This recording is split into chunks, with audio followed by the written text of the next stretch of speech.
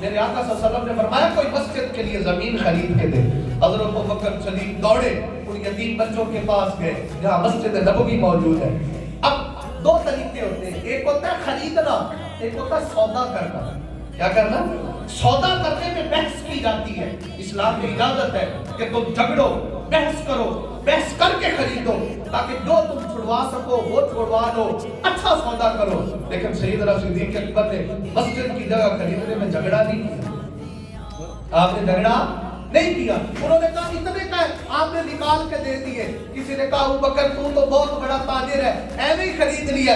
آپ نے فرمایا تجھے کیا پتا، مانگی جو مصطفیٰ نے، مانگی جو میرے سرکار نے ہے. نبی علیہ السلام نے مانگی. حضور کا دل کیا، آپ نے فرمایا ہائے کاش کوئی بلال کو خرید لے، ہائے کاش کوئی بلال کو خرید لے. ابوبکر صدیق رضی اللہ تعالیٰ عنہ چل پڑے امیہ کے پاس. امیہ بن خلف کو جا کے کہتے ہیں اب بلال بیچو گے؟ بلال بیچو گے؟ اس نے کہا وہ تو رنگ کا کالا ہے، جاہل ہے، پڑھا لکھا ہی نہیں ہے، لکھنا پڑھنا ہی نہیں آتا، کام کا ہی کوئی نہیں. ابوبکر تو کیوں خریدنا چاہتا ہے؟ آپ نے فرمایا تو چھوڑ، میرے پاس ایک بڑا گورا چٹا اور بڑا لکھا اتنا باکمال غلام ہے، وہ میرا سارا کاروبار سنبھالتا ہے. میں تجھے وہ دیتا ہوں، تو مجھے بلال دے، تو مجھے بلال دے دے. اب امیہ بن خلف نے آپ کو آزمانے کے لیے کہا میں ایسے تو نہیں دوں گا.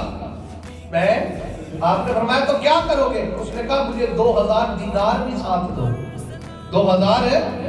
حضرت ابوبکر صدیق نے بغیر سوچے آپ نے فرمایا وہ بھی مل جائیں گے، وہ بھی مل جائیں گے. اس نے کہا ابوبکر میں تو جانتا تھا تو بہت بڑا تاجر ہے، ابوبکر میں تو جانتا تھا کہ تو بہت کمال کا بندہ ہے، تو بڑی بڑی تجارت کرتا ہے، تو بڑے منافع کماتا ہے.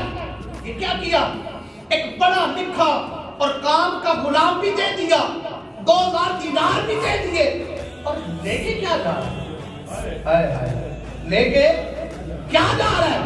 آپ نے فرمایا تو ابھی اس بستی کا مسافر تو نہیں ہے، تو ابھی اس بستی کا مسافر نہیں ہے. ارے تو نے ابھی عشق کی مہک نہیں چکھی، ابھی تجھے محبت کی چاشنی نہیں لگی، ابھی تجھے پتا نہیں ہے کہ دولت اور یار کی تمنا میں کیا فرق ہوتا ہے. تو دولت دیکھ رہا ہے، تجھے دولت نظر آ رہی ہے، پر میں دولت نہیں دیکھ رہا، میں تو رخ یار کو دیکھ رہا ہوں.